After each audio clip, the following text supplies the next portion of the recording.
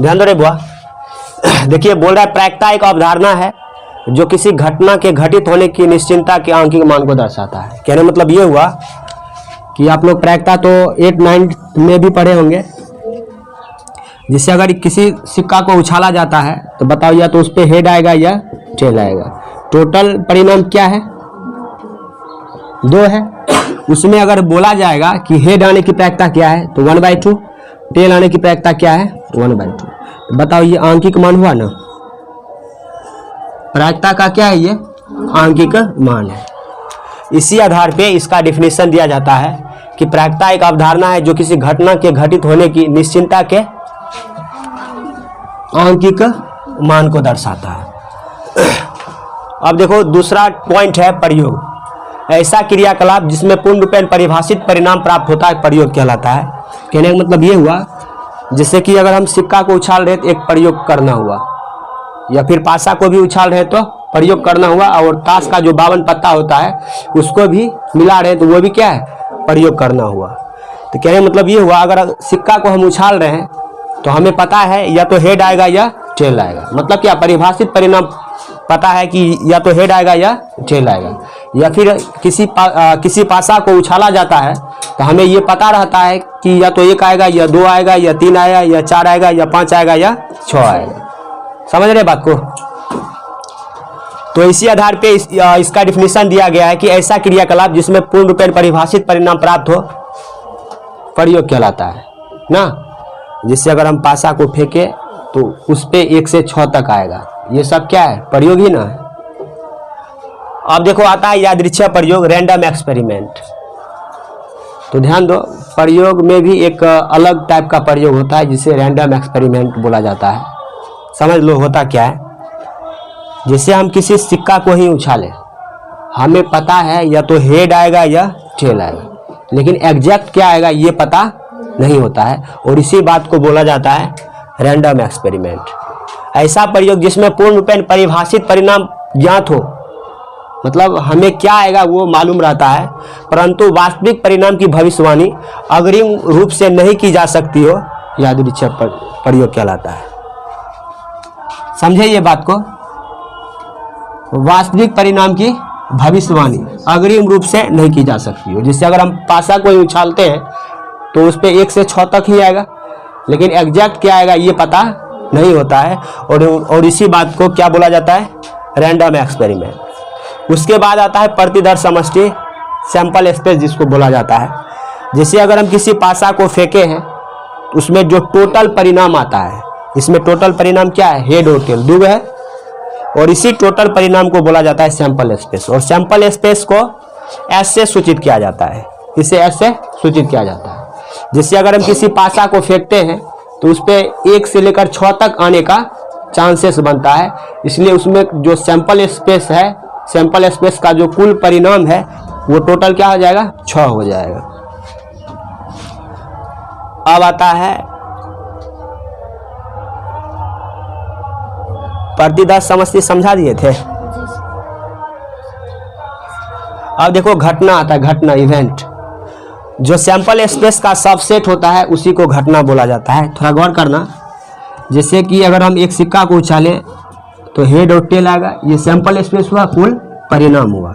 इसमें या तो हेड आएगा या टेल आएगा, या तो हेड आएगा या टेल आएगा। केवल हम हेड की बात करें तो बताओ हेड इसमें इन्वॉल्व है, इसलिए ये इसका सबसेट होगा। या फिर मान लो कि टेल आएगा तो बताओ ये टेल भी इसमें इन्वॉल्व है, इसलिए ये इसका क्या होगा, सबसेट होगा।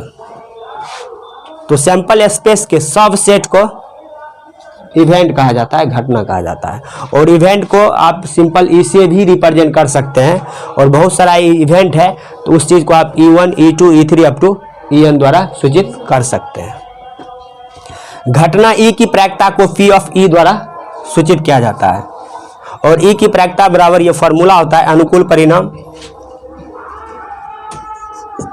परिणाम बाय कुल परिणाम। घटना E की प्रायिकता को P ऑफ E द्वारा सूचित किया जाता है, अनुकूल परिणाम को नंबर ऑफ E द्वारा सूचित किया जाता है, और कुल परिणाम यही सैंपल स्पेस होता है, इस बात को N ऑफ S द्वारा सूचित किया जाता है। पहले इतना नोट कीजिए। तो probability of E equal to अनुकूल परिणाम को ही बोला जाता है फेवरेबल केसेस। समझ रहा है बात को?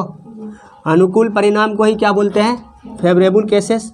बाय कुल परिणाम होता है ये टोटल केसेस।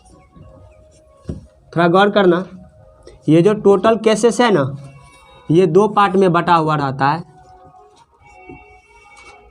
टोटल केसेस जो है ये फेवरेबल प्लस अनफेवरेबल होता है। टोटल केसेस क्या होता है? Favourable plus unfavourable. Favourable cases by total को क्या लिख दे? Favourable plus unfavourable. ये प्रोबेबिलिटी ऑफ ई। दूसरा ध्यान दीजिएगा, एक होता है probability of E not. E कोई घटना घटित होता है और ई नॉट कोई घटना घटित नहीं होता है। तो ये होगा ई नॉट है ना, ये हो जाएगा unfavourable cases by total cases. Unfavourable cases, और इस टोटल केसेस को ही बोला जाता है favourable plus unfavourable. Favourable cases plus unfavourable cases. अब आप क्या करो, दोनों को जोड़ दो। प्रोबेबिलिटी ऑफ ई LHS को LHS के साथ जोड़ो plus probability of E not. Probability of E के जगह आप ये बात लिख दो और प्रोबेबिलिटी ऑफ ई नॉट के जगह ये बात लिख दो। Probability of E favourable cases bye favourable plus unfavourable cases. Probability of E not unfavourable cases bye favourable plus unfavourable cases. दोनों को ऐड कर दो। बताइए, डिनोमिनेटर सेम है ना हर। Favourable cases plus unfavourable cases, ऊपर वाला डायरेक्टली जुड़ जाएगा क्योंकि सेम है इसलिए ऊपर वाला जुड़ जाएगा। Favourable plus unfavourable. बताइए, दोनों एक जैसा है, काट के क्या देगा? एक देगा।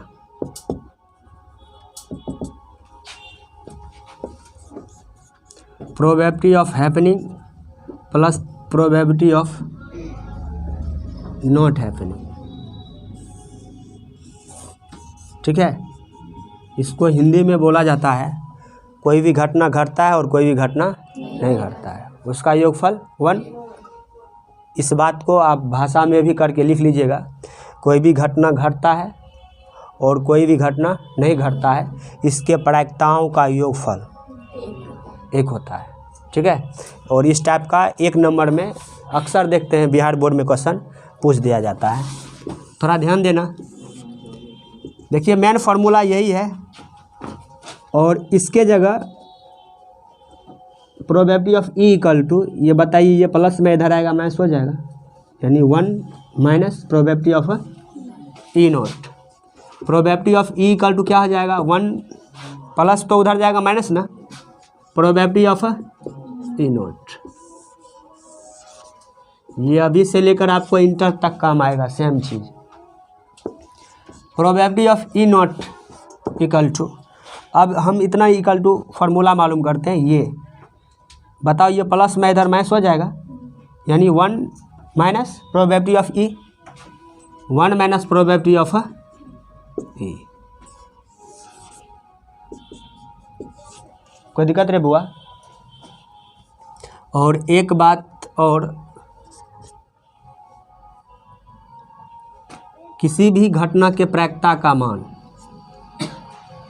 किसी भी घटना के प्रायिकता का मान 0 से बड़ा या 0 के बराबर होगा, 1 से छोटा या 1 के बराबर होता है। इस बात को आप लैंग्वेज में भी लिख लीजिएगा। किसी भी घटना की प्रायिकता का जो वैल्यू होता है, मान होता है, वो 0 से बड़ा या 0 के बराबर और 1 से छोटा या 1 के बराबर होता है। कहने का मतलब ये हुआ कि किसी भी घटना की जो प्रायिकता होती है वो 0 से छोटा कभी नहीं होगा। 0 से छोटा मतलब क्या? निगेटिव। निगेटिव वैल्यू कभी भी प्रायिकता में नहीं होगा, और प्रायिकता का मान कभी भी 1 से बड़ा भी नहीं होगा। बहुत होगा तो 0 होगा और 1 होगा, और 0 और 1 के बीच होगा। 1 से अधिक भी नहीं होगा और 0 से कम भी नहीं होगा। 1 से अधिक नहीं होगा मतलब 1.1, ये किसी घटना की प्रायिकता होगी? नहीं होगी, कभी नहीं होगी, क्योंकि ये 1 से अधिक है। फिर अगर कोई निगेटिव वैल्यू -1, ये किसी घटना की प्रायिकता होगी? नहीं होगी। कोई दिक्कत रे बुआ? किसी भी घटना की प्रायिकता का मान बहुत होगा 0 होगा और 1 होगा, और 0 और 1 के बीच होगा। 0 से छोटा भी नहीं होगा और 1 से बड़ा भी नहीं होगा। इतना बात क्लियर हुआ ना? इसको नोट कर लो। गौर करना, अगर हम किसी सिक्का को उछाल रहे हैं तो उस पर या तो हेड आएगा या टेल आएगा। एक सिक्का को उछाल रहे हैं, या तो हेड आएगा या टेल आएगा। इसको सैंपल स्पेस बोला जाता है। और ये टोटल नंबर ऑफ केसेस बोलिए या टोटल नंबर ऑफ आउटकम्स बोलिए, क्या है ये? 2 है ना। अगर बोला जाएगा किसी सिक्का को उछाला जाता है, इस बात की प्रायिकता क्या है कि हेड आए। हेड क्या है रे बुआ? टोटल कितने है? और किसी सिक्का को उछाला जाता है और इस बात की प्रायिकता क्या है कि टेल आए, तो टेल क्या है? 1, और टोटल कितने? दोनों को जोड़ दो, 4 होगा। आधा आधा 1 होगा, नहीं होगा? नहीं तो आप एलसीएम लो ना।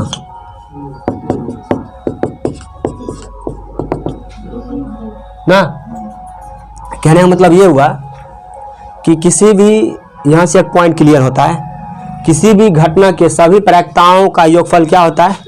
1 होता है। जैसे probability of head plus probability of tail equal to क्या? 1। सेम वे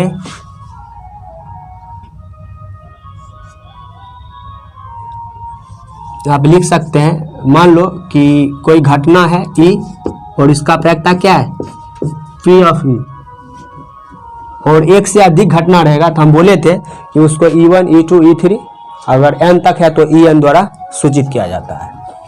तो probability of E1 plus probability of E2 plus probability of E3 dot dot probability of En equal to क्या हो जाएगा? 1। या इसी बात को ना शॉर्ट में आप लिख सकते हैं, सिग्मा 1 से लेकर कहाँ तक? n तक। En इक्वल टू क्या? 1। आप इसके जगह I भी लिख सकते हैं। I का जो वैल्यू होगा वो 1 से लेकर कहाँ तक? n तक। यहाँ पे आप लोग पहले पॉइंट करके लिख लीजिएगा, किसी भी घटना के सभी प्रायिकताओं का योगफल 1 होता है। ये बात लिख लेना है, किसी भी घटना के सभी प्रायिकताओं का योगफल 1 होता है। उसके बाद अर्थात करके ना ये और ये बात लिख लीजिएगा। कोई दिक्कत? पहले नोट करो, थोड़ा बहुत गौर करना रे। अगर मान लो कोई सिक्का है और उसमें चीटिंग है। चीटिंग कहने मतलब ये हुआ, सिक्का के दोनों ओर खाली हेडे बना दे। सिक्का में एक हेड और एक टेल होता है ना, लेकिन हम ये बोल रहे हैं कि दोनों ओर खाली हेडे बना दे। अब उसको हम कितनों उछाल लेंगे तो खाली हेडे ना आएगा, तो ये निश्चित घटना हो जाएगा। और निश्चित घटना की प्रायिकता हमेशा क्या होगा? 1 होगा। कहने मतलब ये हुआ कि हम बोल रहे हैं कि दोनों ओर हेड ही बना दिया जाए तो total number of cases head आएगा। बोलेंगे हेड आने की प्रायिकता, तो हेड एम क्या है? 2, और टोटल कितने? 2, 1 हो जाएगा। यही हुआ निश्चित घटना की प्रायिकता। अगर मान लो कि हम बोले किसी पासा को एक बार उछाला जाता है और इस बात की प्रायिकता क्या है कि उस पर 7 से छोटी संख्या है। पासा पे 1 से लेकर 6 तक लिखा हुआ रहता है ना, 1 से 6 अंक रहता है, और बोल रहे हैं कि इस बात की प्रायिकता क्या है कि 7 से छोटी संख्या है। तो बताओ 7 से छोटी संख्या क्या है? 6 है। 6 टोटल क्या है? 6 इक्वल टू क्या? ये निश्चित घटना हो गया। और निश्चित घटना की प्रायिकता क्या हो जाएगा? 1। ये क्लियर हुआ? निश्चित घटना की प्रायिकता 1 होती है। निश्चित को संभव भी बोला जाता है। निश्चित बोलिए या संभव बोलिए, अनिश्चित बोलिए या असंभव बोलिए। अनिश्चित घटना की प्रायिकता 0 होती है। अब जैसे हम बोले कि अगर किसी पासा को उछाला जाता है, इस बात की प्रायिकता क्या है कि पासा पर 7 आए। तो बताओ पासा पर कभी 7 आएगा? नहीं ना, 0। और टोटल कितना? 6 बराबर क्या? 0। समझ रहे बात को। और अगर बोल दिया जाए कि एक सिक्का को उछाला जाता है, इस बात की प्रायिकता क्या है कि उस पर हेड और टेल दोनों आए। बताओ, सिक्का को जब हम उछालेंगे या तो हेड आएगा या टेल आएगा, लेकिन क्वेश्चन है कि हेड और टेल दोनों आए, ये तो कभी संभव है नहीं। तो ये भी क्या आ जाएगा, अनिश्चित 0 और टोटल क्या 2। इतना क्लियर हो गया कि निश्चित घटना की प्रायिकता 1 होती है और अनिश्चित घटना की प्रायिकता 0 होती है। कोई दिक्कत नहीं ना। बोला जा रहा है 1 coin is toss, find the probability of getting. एक सिक्का को उछाला जाता है, इस बात की प्रायिकता क्या है कि हेड आए, टेल आए, हेड और टेल आए, हेड या टेल आए, ये सब क्लियर कर देते हैं। ध्यान दीजिएगा, जब सिक्का को हम उछालेंगे तो उस पे या तो हेड आएगा या टेल आएगा। समझ रहे बात को। ये टोटल नंबर ऑफ आउटकम्स क्या है 2। थोड़ा गौर करना। बोल रहा है इस बात की प्रायिकता क्या है कि हेड आए। बताइए हेड क्या है 1 और टोटल क्या 2। टेल आए, टेल क्या है और टोटल कितने है। बोल रहा है हेड और टेल। बताओ, अगर एक सिक्का को उछाल रहे हैं हेड और टेल दोनों आ जाएगा नहीं ना, या तो हेड आएगा या टेल आएगा। तो क्या आ जाएगा 0, टोटल क्या बराबर कितने हेड या टेल। बोल रहा है किसी सिक्का को उछाला जाता है, इंग्लिश में और का मतलब या होता है, इसका मतलब और या तथा या एवं होता है, और तथा एवं। थोड़ा गौर करना, हेड या टेल, या तो हेड आएगा या टेल आएगा। तो बताओ, या तो हेड आएगा या टेल आएगा, तो दोनों बात ना आ जाता है। तो क्या गया ये, और टोटल कितने इक्वल टू एटलीस्ट। थोड़ा गौर करना रे बुआ, एटलीस्ट 1 हेड, इसका मतलब होता है कम से कम, कम से कम। और एट मस्ट का मतलब होता है अधिक से अधिक, अधिक से अधिक। थोड़ा गौर करना, अगर हम बोले कि मेरे पास कम से कम 2 रुपया है, कम से कम 2 रुपया, इसका मीनिंग हुआ कि 2 रुपया होगा, 3 होगा, 4 होगा, 5 होगा, अनंत हो सकता है। लेकिन सबसे कम कहते हैं 2 से कम रुपया नहीं है, या तो 2 होगा या 2 से अधिक। तो कितना 2, 3, 4, 5 अनंत। समझ रहे बात को। अगर बोले कम से कम मेरे पास 10 रुपया है, कम से कम 10 है, तो सबसे कम कितने है 10 है। मतलब क्या 10, 11, 12 कहाँ तक अनंत तक। इतना समझ में आया। कम से कम का मीनिंग समझे। जितना कम से कम बोलेगा ना वहाँ से स्टार्ट करेंगे। जैसे कम से कम 2 बोला है तो 2 से स्टार्टिंग किए ना, कम से कम 10 तो 10 से स्टार्टिंग किए। अगर बोलेगा मेरे पास अधिक से अधिक 2 रुपया है, ये कम से कम का मीनिंग हुआ, अधिक से अधिक 2 रुपया है। मतलब क्या ज़्यादा रुपया लास्ट तक कहते हैं 2 रुपया, लेकिन 2 से अधिक नहीं है। इसका मीनिंग ये हुआ कि नहीं हो सकता है, 1 रुपया हो सकता है और 2 रुपया भी हो सकता है, लेकिन 2 से अधिक। अगर बोले कि मेरे पास अधिक से अधिक 10 रुपया है, इसका मीनिंग हुआ कि 10 से अधिक या तो 10 होगा या 10 से कम होगा। तो क्या सब चांस बनता है 0, 1, 2, 3, 4, 5, 6, 7, 8, 9, 10। समझ रहे बात को। कम से कम बोले तो सेम नंबर से स्टार्ट करना है, और अधिक से अधिक बोले तो कहाँ से स्टार्ट करना है 0 से। तो सेम में ये बोला है कि कम से कम एक हेड, इसका मीनिंग हुआ कि 1 हेड वाला, 2 हेड वाला, 3 हेड वाला, n हेड वाला। 2 हेड वाला तो कभी मिलेगा ही नहीं, क्योंकि एक बार उछाला गया 1 हेड आएगा। अगर 2 बार उछाला जाता तब 2 हेड आता। 3 हेड तो और नहीं मिलेगा, क्योंकि 3 बार उछाला गया नहीं है। कोई दिक्कत रे बुआ। अब 1 हेड वाला खोजिए। 1 हेड वाला केवल 1 है, 1 टोटल क्या 2। और कम से कम के लिए एक फॉर्मूला भी आता है 2 का पावर n - 1 बाई 2 का पावर n। कॉइन में, सिक्का में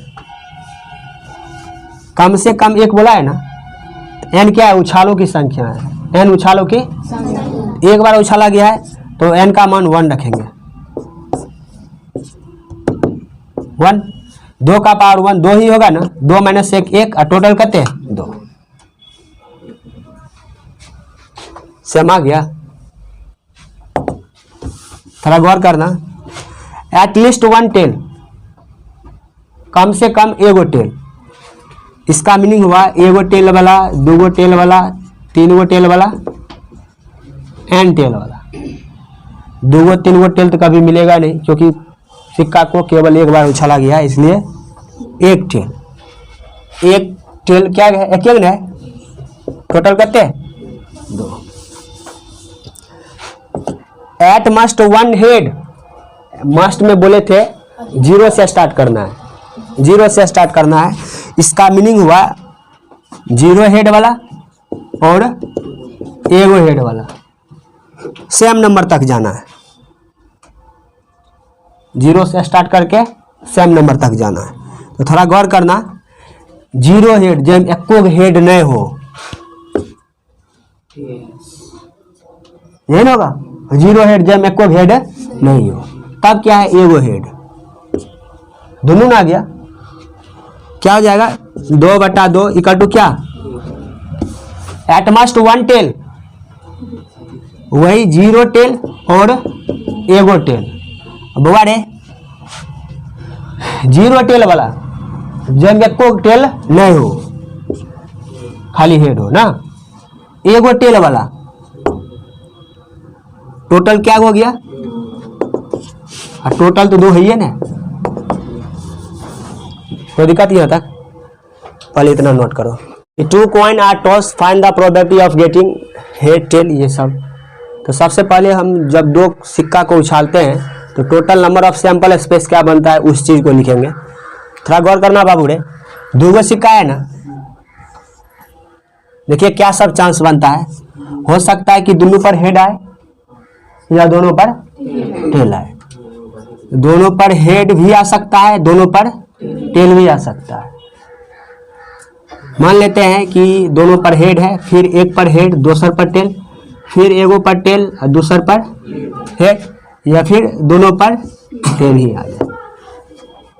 ये टोटल चांसेस बनता है। अब इससे अधिक चांसेस नहीं है। तो नंबर ऑफ सैंपल स्पेस या टोटल नंबर ऑफ आउटकम्स बोला जाता है। ये कितना है? 4। अरे बुआ एक बात याद होगा आपको, हम शायद क्लास में ही बोले हुए हैं, समझा दिए थे, लिखा भी दिए थे। जब किसी सिक्का को उछाला जाता है उसका जो total number of sample space 2 का पावर n होता है, जहां n उछालों की संख्या होगा। और ऑब्जेक्टिव में कभी कभार पूछ भी दिया जाता है कि यदि किसी सिक्का को 3 बार उछाला जाए उसका कुल परिणाम क्या होगा? 2 का पावर 3 मतलब क्या? 8। यदि किसी सिक्का को 2 बार उछाला जाए तो टोटल परिणाम क्या होगा?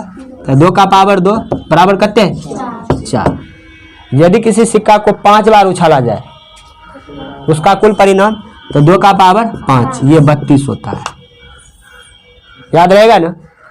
ये बता दिए थे, यदि किसी सिक्का को उछाला जाए उसका कुल परिणाम मतलब n बार उछाला जाए तो कुल परिणाम 2 का पावर n, जहां n उछालों की संख्या होता है। और पासा में भी लिखा दिए थे 6 का पावर n, याद है कि नहीं? 6 का पावर n, जहां n क्या है? उछालों की संख्या। यदि किसी पासा डाइस को n बार उछाला जाए उसका कुल परिणाम क्या होगा? 6 का पावर n, जहां n क्या है? उछालों की संख्या। ये सब बताया हुआ चीज है।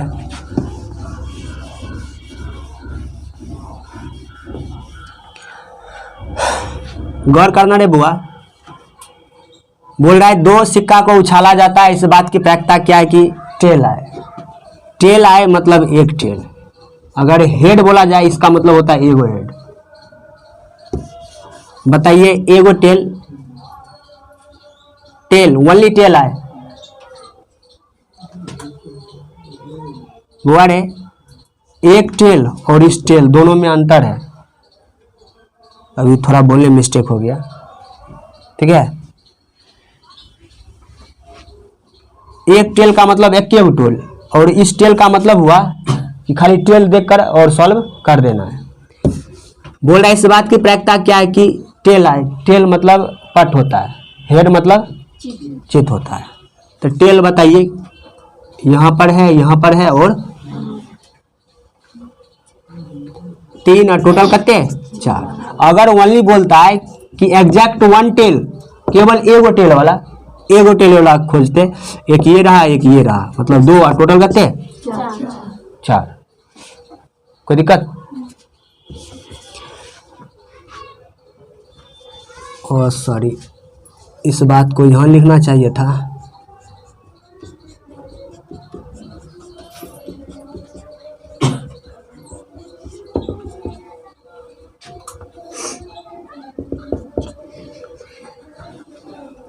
सीधे आग लतियाएंगे, बता देते हैं।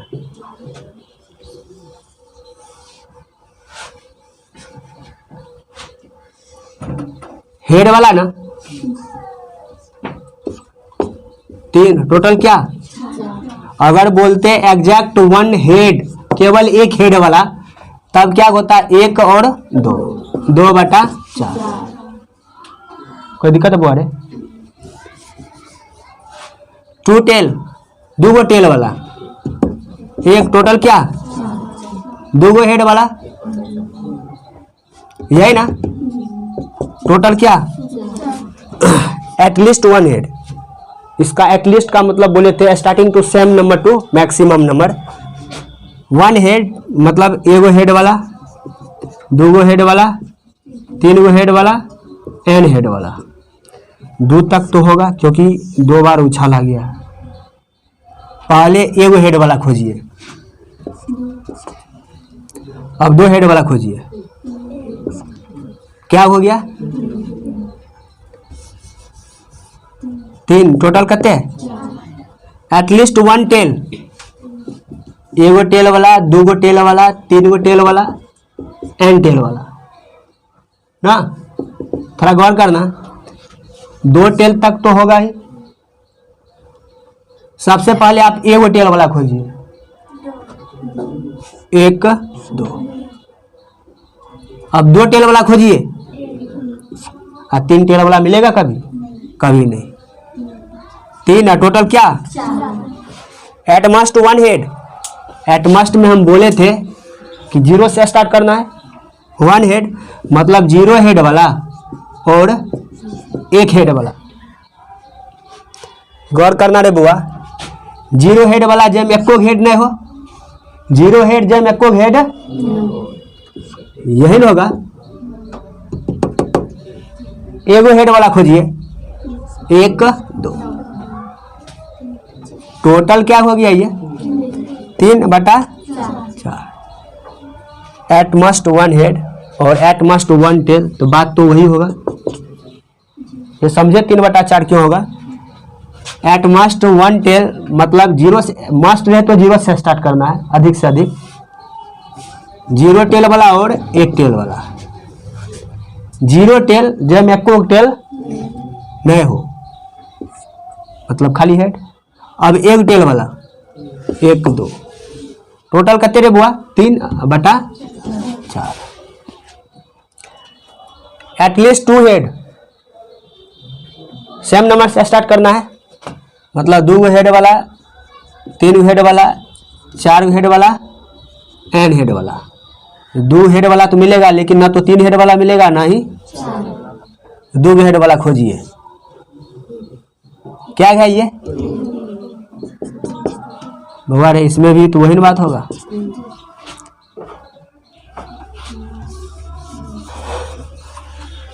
एट मस्ट 2 हेड,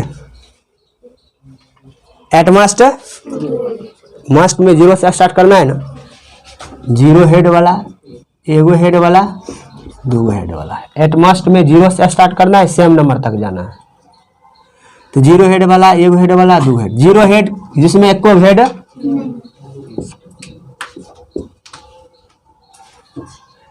एगो हेड वाला ना, 2 हेड वाला, ये चारों आ गया। टोटल क्या? इसमें भी तो वही बात होगा ना। कोई दिक्कत? बोल रहा है 3 coin are toss, find the probability of getting. बोल रहा है 3 सिक्का को उछाला जाता है, तो पहले समझ लो जब 3 सिक्का को उछालेंगे तो टोटल नंबर ऑफ आउटकम्स क्या आएगा। हो सकता है कि तीनों पर हेड ही आए, हो सकता है कि पहले 2 पर हेड और तीसरा पर, पहला पर ही टेल और बाकी 2 पर हेड आए। हो सकता है कि पहला पर हेड दूसरा पर टेल। फिर क्रम से लिखिएगा, सब लिख लीजिएगा, क्रम से नहीं लिखिएगा गड़बड़ा जाएगा। वैसे टोटल केस कितना बनेगा, 2 का पावर 3 मतलब क्या, 8 केस बनेगा। अभी ये जो 4 लिखे ना, चारों को ऐसे इंटरचेंज करके लिख दीजिए। जहाँ पर हेड है टेल कर दो, जहाँ टेल है वहाँ, जैसे तीनों टेल है ना, सॉरी तीनों हेड है, टेल कर दो।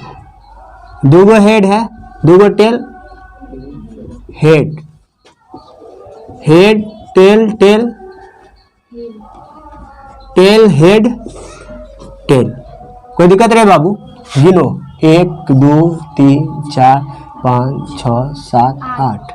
टोटल नंबर ऑफ आउटकम्स 2 का पावर 3 मतलब क्या, 8 है भी ना। पहले समझ लो, एगो हेड वाला खोजिए, 1 2 3। हमारे केवल अगर हेड रहे ना, इसका मीनिंग हेड देखकर लिख देना है। मतलब समझ रहे हैं, 1 2 3 4 5 6 7, 7/8 हो जाएगा। अगर एक हेड है तो मतलब एक हेड वाला खोजना है, 1 2 3। ये भी तो उतना ही होगा ना, नहीं यकीन है तो देख लो 3/8 क्यों होगा। एगो टेल वाला 1 2 3। और कोई चांस? 2 टेल, दोनों सेम बात है इसलिए लिख दिए हैं। 2 टेल वाला खोजिए, 1 2 3। और 2 टेल वाला है 3/8, ये भी होगा उतना ही ना। एटलीस्ट 1 हेड मतलब एगो हेड वाला, 2 हेड वाला, 3 हेड वाला, एंड हेड वाला। जब भी एटलीस्ट रहे starting to same number to maximum number. 1 था तो 1 हेड से स्टार्ट किए। अब आप पहले 1 हेड वाला खोजो, तब 2 हेड वाला, तब 3 हेड। 4 हेड वाला तो मिलेगा नहीं, 4 हेड वाला मिलेगा कभी, क्योंकि 4 सिक्का है ही नहीं, मात्र 3 सिक्का है। तो सबसे पहले एगो हेड वाला खोजिए, ठीक है। अब 2 हेड वाला खोजिए, अब 3 हेड वाला खोजिए। क्या है, 1 2 3 4 5 6 7, 7/8 ये होगा ना, 7/8। नहीं तो अपना चेक कर लेना। At most 1 head, at most बोले थे 0 से स्टार्ट करना है, 7 नंबर तक जाना है, 1 है तो 1 तक जाना है। 0 हेड वाला और एगो हेड वाला। 0 हेड जब एको हेड नहीं हो, मतलब क्या, खाली टेल टेल वही ना। अब एगो हेड वाला खोजिए, हो गया 1 2 3 4, 4 टोटल क्या,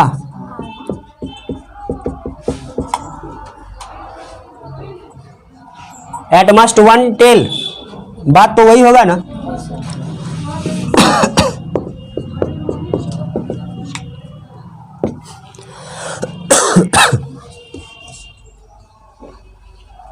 एटलीस्ट 3 हेड, 3 हेड मतलब 3 हेड से स्टार्ट करेंगे लिस्ट में। तो क्या, 3 हेड वाला, 4 हेड वाला, कहाँ तक होगा रे, 3 हेड तक ना होगा, 4 5 तो मिलेगा नहीं। 3 हेड वाला क्या गया, खोजिए तो मात्र एक है।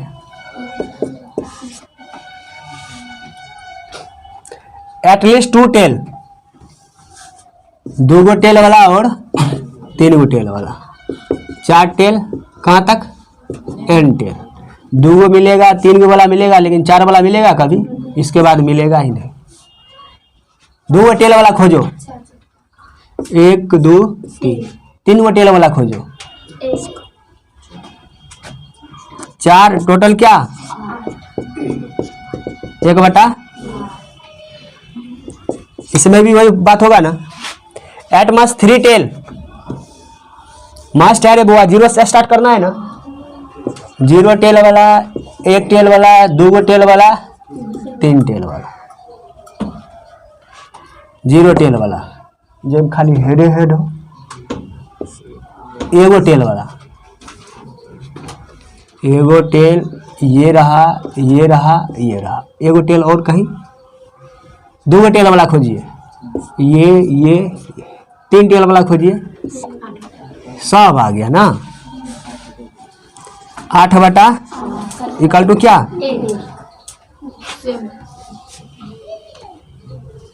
अब सिर्फ बोला है 3 हेड, ओनली, कोई कंडीशन नहीं है। 3 हेड वाला खोज के लिख देना है। 3 हेड वाला क्या है,